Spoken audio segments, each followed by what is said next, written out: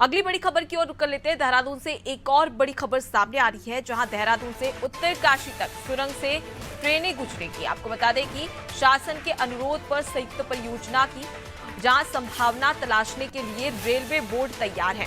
वहीं पर आपको बता दें कि डोईवाला गंगोत्री यमुनोत्री धाम रेल परियोजना से संबंधित डाटा मुहैया MVNL को कराया जाएगा। तो RVNL को ये डाटा मुहैया कराया जाएगा और इसकी जद्दोजहद लगातार करती नजर आ रही है।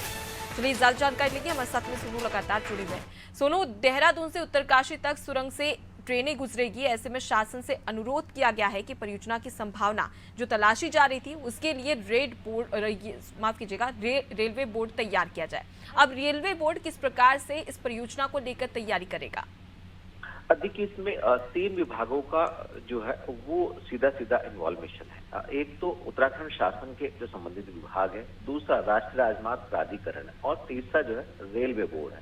तो लगातार एक समन्वय के साथ इस विकास की परियोजना को धरातल पर उतारने के लिए एक दूसरे को सहयोग किया जा रहा है और ये कोशिश की जा रही है कि जिन मार्गों से जो रेल है वो यमुनोत्री और गंगोत्री धाम को जोड़ेगी, देहरादून के डोईवाला से लेकर के, वो जो मार्ग हैं, इन मार्गों के साथ साथ रेल लाइन के साथ साथ जो है वो मोटर मार्ग भी तैयार कर दिया जाए। तो इसमें जो खर्च है वो भी कम आएगा एक, और दूसरा जो है वो जो पर्यावरण की क्षति है वो भी कम होगी और कहीं ना कहीं उत्तराखंड के जो 4 धाम यात्रा है उनकी कनेक्टिविटी रेल परियोजना से हो जाएगी। तो इसमें जो उत्तराखंड शासन है, शासन के अनुरोध पर संयुक्त परियोजना की जो संभावना तलाशने के लिए रेल का जो बोर्ड है, रेलवे बोर्ड, वो पूरी तरह से तैयार हो गया है और डोईवाला है, गंगोत्री है, यमुनोत्री धाम के लिए जो रेल परियोजना है, इस परियोजना से संबंधित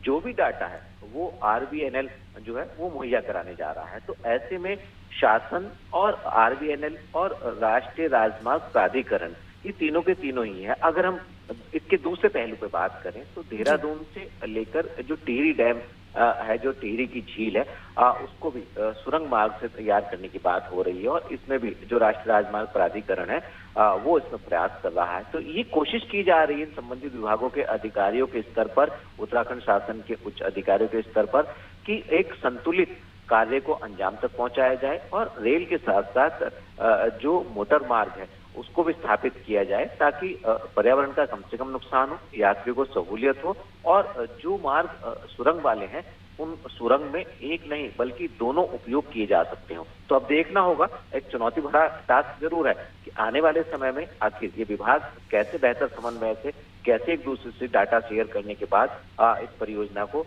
समय रहते धरातल पर उतार पाएंगे। जी, तो यहाँ पर प्रयास तो किया जा रहा है, लेकिन सबसे बड़ी बात कि इससे फायदे कौन कौन से होंगे?